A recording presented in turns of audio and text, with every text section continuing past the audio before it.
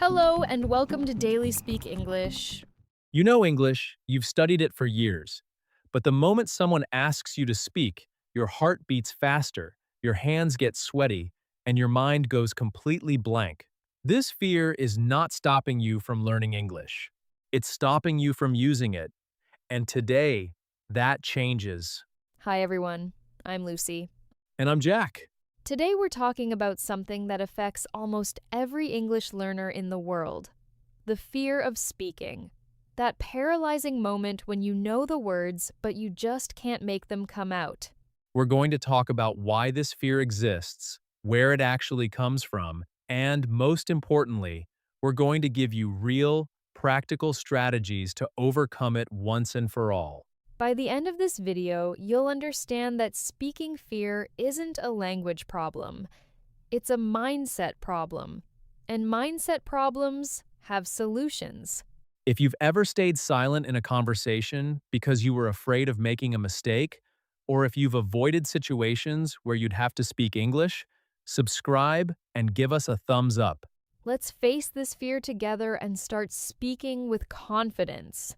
Lucy, I want to start today with a story that still makes me cringe a little when I think about it, even now. Oh, I love these stories. Tell me everything. So, about 3 years ago, I was at an international conference in Barcelona.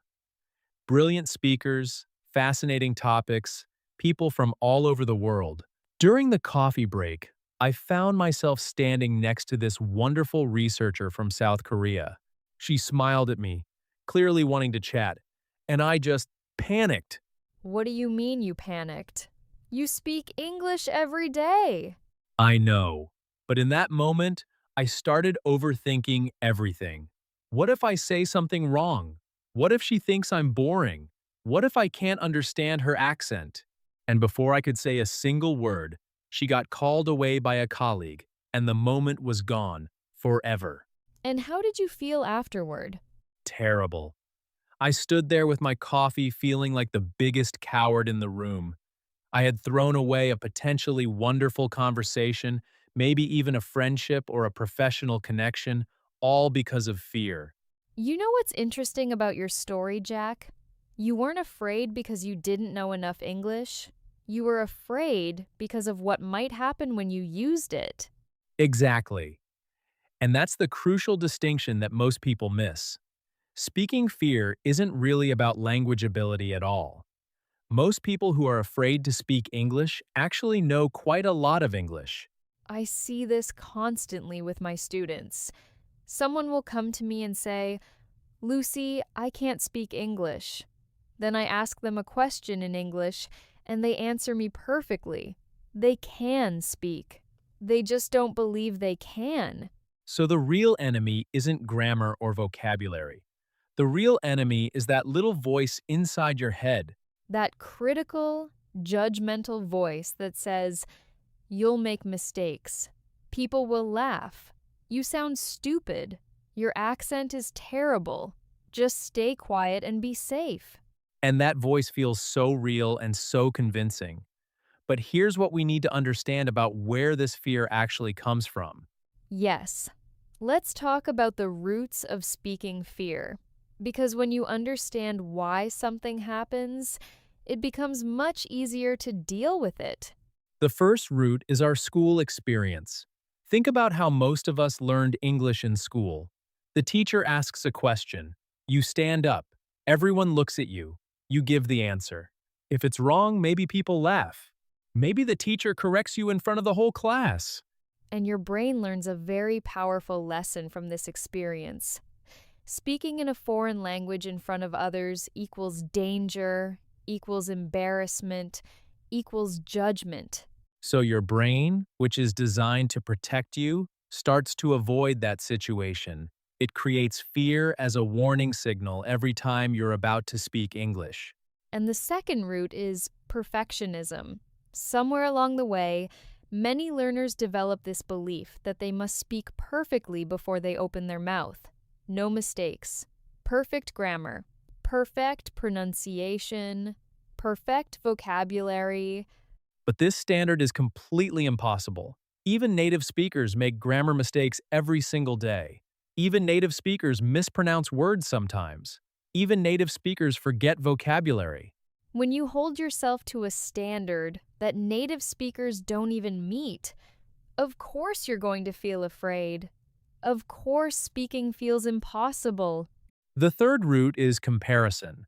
We compare our speaking ability to native speakers, to people who have been studying for 10 years, to YouTubers who have recorded the same sentence 15 times until it was perfect. And when we compare our messy, imperfect, real speaking to someone else's polished, practiced, best performance, we always lose that comparison. It's like comparing your first day at the gym to someone's competition day after 5 years of training. It's not a fair comparison at all. So now that we understand where the fear comes from, let's talk about how to actually overcome it. And I want to start with something that completely changed my perspective on speaking mistakes. Please share it because I think this is so important. I want you to think about a baby learning to walk. When a baby tries to walk and falls down, what do the parents do? They cheer, they clap, they say, "Good job, you tried. Come on, try again." Exactly. Nobody looks at a falling baby and says, "Wow, that was embarrassing. Maybe you should wait until you're sure you won't fall before you try walking again." That would be ridiculous. The falling is the learning process.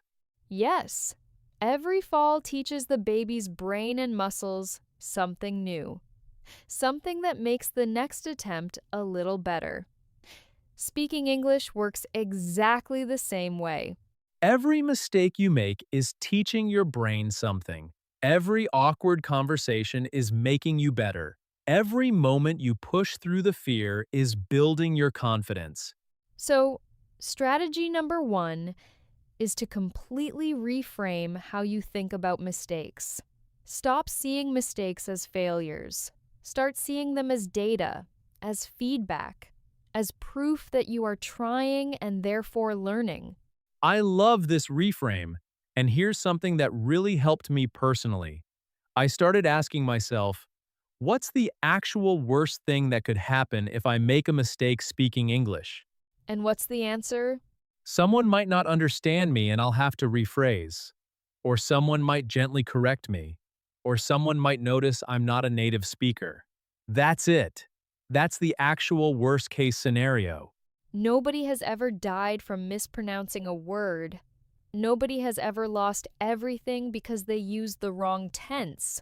When you really examine the fear, you realize the actual consequences of making a mistake are incredibly small compared to how big the fear feels. Strategy number two is starting small and building up gradually. Because trying to overcome a big fear all at once usually doesn't work. Think of it like building a muscle. You don't walk into a gym on day one and try to lift the heaviest weight there. You start light and build up gradually. So start with the smallest, lowest pressure English speaking situations you can find. Comment on an English YouTube video. Write a message to someone online. Talk to yourself in English while cooking. These might feel almost too easy, but that's exactly the point. You're teaching your brain that speaking English is safe, that nothing bad happens. And each small success gives you a little more courage for the next, slightly bigger challenge. After commenting online, maybe you try speaking in a language exchange app where you can end the conversation anytime. After that, maybe you try a short, real-life interaction like ordering coffee in English. Each step builds on the previous one. Your confidence grows gradually and sustainably. Strategy number 3 is preparation without over-preparation. There's a sweet spot between being completely unprepared and obsessively rehearsing every possible sentence. What do you mean by that?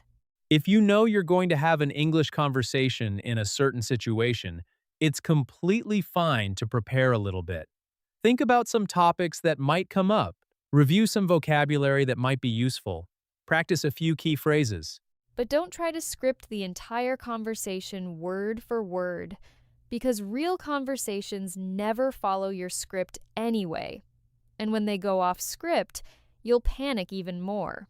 Prepare enough to feel comfortable, but leave room for the natural flow of real conversation. Strategy number 4 is finding your safe spaces to practice. Not every speaking situation has to be high pressure. There are so many low-pressure ways to practice speaking English that most people never think about. Talking to yourself is one of the most underrated practice tools. Narrate your day in English. Describe what you're doing while you cook, clean, or walk. Have imaginary conversations. I know this sounds strange, but it genuinely works. You're getting comfortable with the physical act of speaking English without any social pressure. Language exchange, apps, and websites are also fantastic. You find someone who speaks English and wants to learn your language, you help each other. There's an immediate bond and understanding because you're both learners. And because you're both learners, there's no judgment about mistakes. You're in the same boat. Online English communities and groups are another great option. You can start by just reading and engaging with written comments, then gradually start participating more. The key is finding environments where you feel psychologically safe enough to try, where you know that mistakes won't lead to embarrassment or judgment. Strategy number 5 is changing your inner dialogue, that critical voice inside your head that fuels the fear. This is such an important one. Most people are absolutely brutal to themselves when it comes to speaking. They make one small mistake and their inner voice says, "See, you're terrible at English. You should be embarrassed. Everyone noticed." Would you ever say that to a friend who was learning a new language? Of course not. I'd say, "Great job for trying. That was a difficult situation. You'll do even better next time."